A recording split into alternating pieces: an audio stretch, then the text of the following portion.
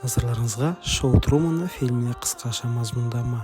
Басты кейіпкер Труман Бёрбанк Сихевен атты әдемі тыныш қалада өмір сүреді. Бірақ бұл қала шынайы емес, алып павильондардың ішіндегі жасанды қала.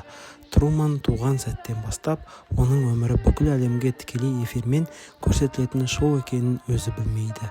Қоршаған адамдардың бәрі актерлер, ата-анасы, достары, тіпті әйел де сценариймен жүреді.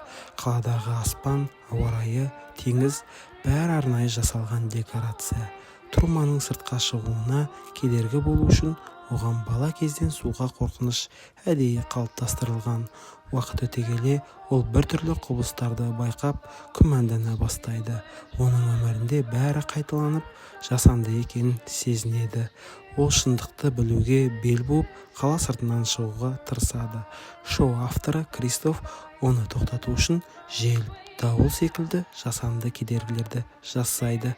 Соған қарамастан, Труман қаладан шыға алатын жолды тауып, еркіндікке шығады. Соңында ол көрермендерге әйгілі сөзін айтып, есіктен шығып кетеді. Сөйтіп, ол бостандыққа шығады.